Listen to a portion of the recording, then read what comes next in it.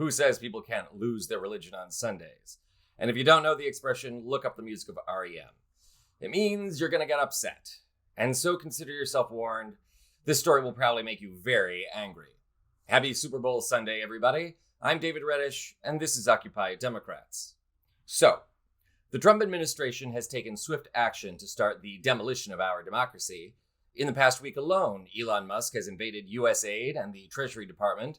Trump has vowed to dismantle the Department of Education, annex the Gaza Strip, and deport American citizens to a gulag in El Salvador. Now, if these sound like the machinations of a psychotic dictator rather than an American president, there's a reason.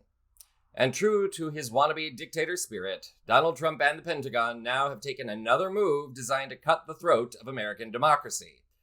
Trump, of course, has made no secret of his loathing of the press, popularizing the term fake news for any story even remotely critical of him. This began during his first run for the presidency when he attacked a host of media outlets, including CNN, NPR, Politico, and the New York Times, for running stories critical of his actions, or that exposed his shady dealings in his personal life. Those range from his campaign contacts with Russian emissaries to paying hush money to porn star Stormy Daniels. As soon as he entered the White House in 2017, Trump also started a war with the media when it reported on the anemic crowd size during his first inauguration. Trump, of course, can't be seen as small in any way. Have to wonder why that is. At any rate, Trump's hate for the press continues to this very day, and as with so much in his second term, he's vowed vengeance.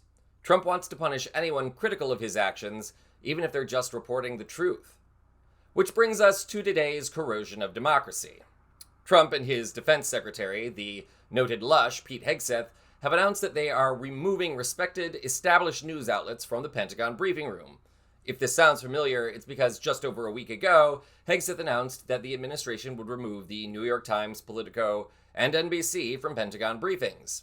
Said outlets also had to vacate their office spaces in the Pentagon, though Hegseth gave the excuse that the Pentagon wanted a more rotational briefing program and that the removal of a few of the most respected journalistic outlets in the world would help make room for new media.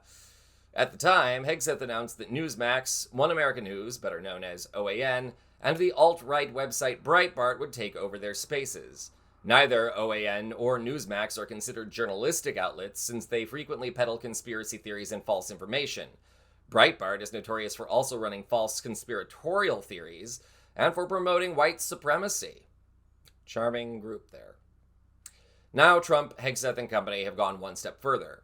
Late Friday night, the Pentagon drafted a memo that will also remove CNN, The Washington Post, The Hill, and The War Zone from the Pentagon briefings. Take a look at this. Multiple sources, including CNN, NBC, and the Associated Press, have all confirmed the removal from the Pentagon briefing room. In a memo authored by John Uloit, acting assistant to Pete Hegseth, the Pentagon declared, by turning over the office space loaned to you by the Secretary, you will ensure that other outlets will enjoy the same opportunity to cover our nation's finest up close from office spaces inside the walls of the Pentagon this year and each year going forward. Now, it might seem like this is just another minor slight.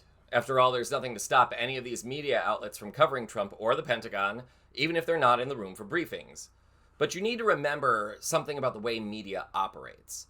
Not being in the room puts these publications, which millions of people read and watch, at a serious disadvantage in terms of breaking stories and keeping current with the news cycle. The move is obviously designed as a punishment for the media outlets being critical of Trump and Hegseth. NBC, for example, broke several stories about Hegseth's infidelity and accusations of domestic abuse against the defense secretary. But this move is also designed to hurt the credibility or popularity of those outlets too. And without an impartial news media, without reporters willing to be critical of political leaders, the country takes another step toward autocracy. The irony to all of this is that men like Hegseth, who worked as a weekend host for Fox News, and in particular Donald Trump himself, want to be adored. Trump's venom towards outlets like the New York Times is less due to their criticism and more to the fact that Trump's driving motivation in everything is to look powerful and be adored.